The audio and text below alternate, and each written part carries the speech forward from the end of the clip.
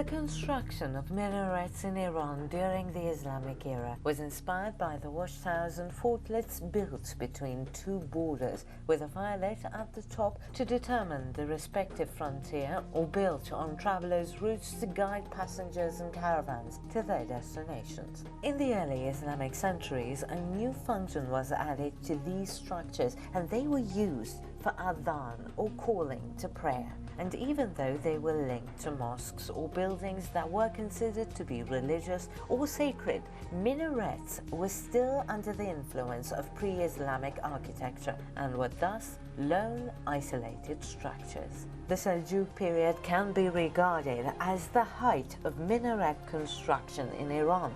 Architecturally, this period may be characterized as the age of the baked brick, a time when that particular medium attained prominence undreamed of before or ever since, and the Safavid period gave birth to some of the finest expressions of brickwork design that can still be found in the surviving minarets from the time.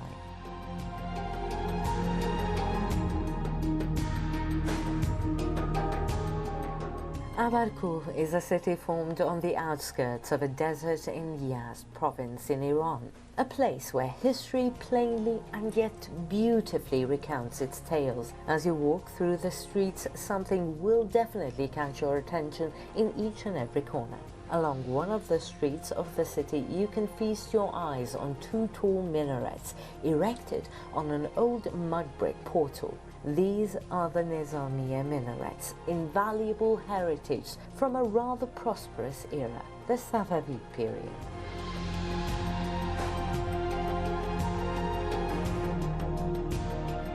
The face of these minarets have been adorned with beautiful turquoise tiles that spell Allahu Akbar in Kufi script, meaning God is the greatest.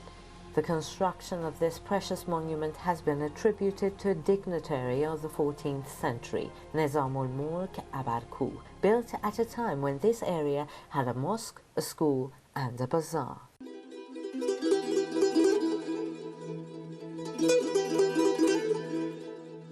An additional use the minarets had, especially the pair minarets of mosques, was that people could determine the direction of the Qibla from a distance by drawing a hypothetical line that passed between the two minarets, crossing the top of the mosque's dome. We leave this magnificent architecture and the crowds of its surrounding streets for a destination unique, solitary, and strong, just like the mountain it stands upon that promises the whisper of many historic tales, even from afar.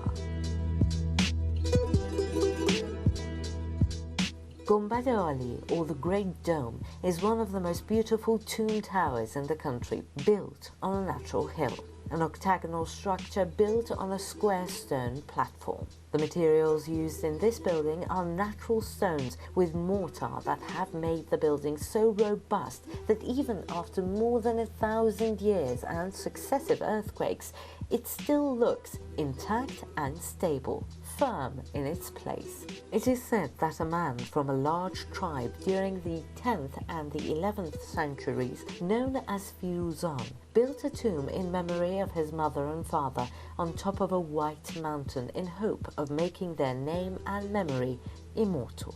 You can spot the dome from anywhere in Abarkooh, and from the tower's vantage point, you can easily see all of Abarkooh at your feet. The height of this magnificent stony structure is 22 meters and the thickness of its dome wall is 2 meters. The most interesting thing you can find inside the mausoleum is a beautiful brick inscription at the foot of the dome, the engravings of which are no longer legible. Inside the dome there is a crypt, the entrance to which is in front of the entrance of the dome.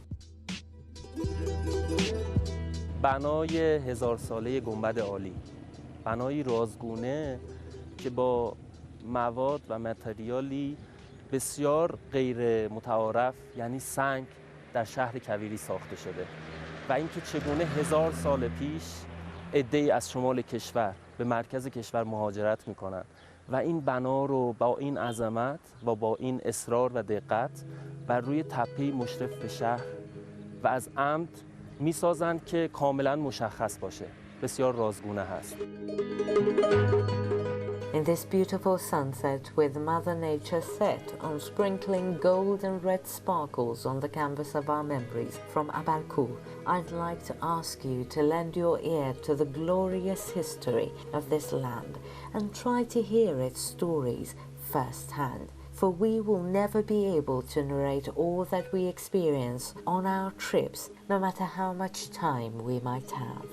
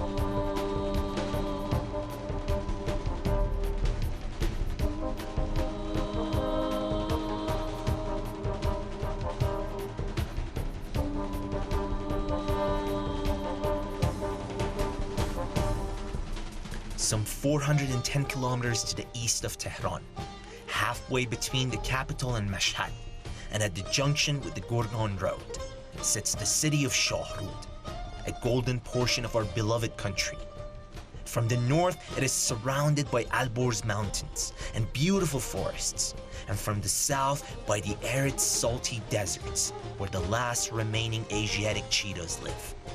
Shahrood is the largest city of Semnan province, and also its county has same position in the province. It is the birthplace of Islamic mysticism. Shahrood is the land of massive waterfalls, beautiful orchards, historical villages, and amazing handicrafts. It is truly called the little continent of Iran. I am very excited because my journey is about to start, and I'm expecting to meet new people, visit new places, and have new experiences. The Great Bazaar of Shahrood. This is where you get a quick and good understanding of culture and traditions. And that's why I stopped by here first.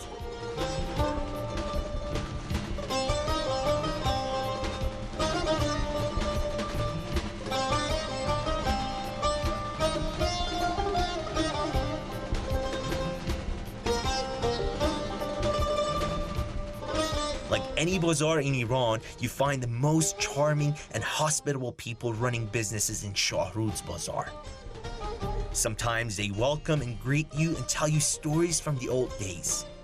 And some other times, they're so busy and focused that they don't even feel your presence at their store.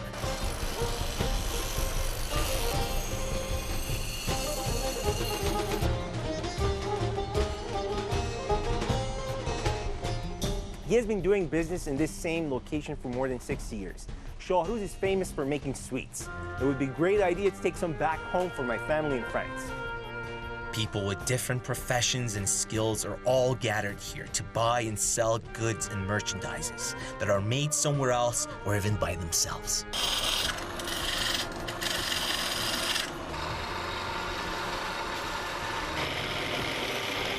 His last name is Kharratan, and it refers to his profession, which is kharrati, or wood turning. His father and grandfather were also professionals in this business. Next door, he makes traditional tea brewing device, which is called samovar. I don't have to emphasize that this is a big deal in our culture. Bazaar is the center of business in every city of Iran. But let me tell you that the Bazari people or shop owners are not just thinking business. Business owners in Bazaar are among the most spiritual and religious people in Shahrood. And that's why they built this congregation place, which is called Tekye Zanjiri. This is a 100-year-old building being used for most important congregations in Shahrood during the holy month of Muharram to celebrate the martyrdom of Imam Hussein, the third Shia Imam. I've seen many things and many places in this beautiful area. And now it's time to plan for the rest of my trip. So I'm heading to Yaghmoi's house to meet an expert and a great person who's going to help me to do some planning for the next coming days. Yaghmoi's house was built around 90 years ago by a very famous Yazdi architect.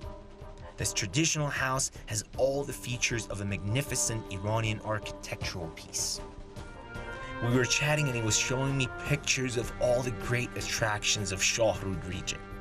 And I was mesmerized by all these beauties that I'm going to see. It is getting dark and I have to get ready for a long trip tomorrow morning. It doesn't feel at all that I have only spent one day in this beautiful city. I'm pretty convinced that Shahrood has a lot to offer when it comes to attractions and sceneries. And no wonder it is called the Little Continent of Iran. Shahryar Azimi for Iran.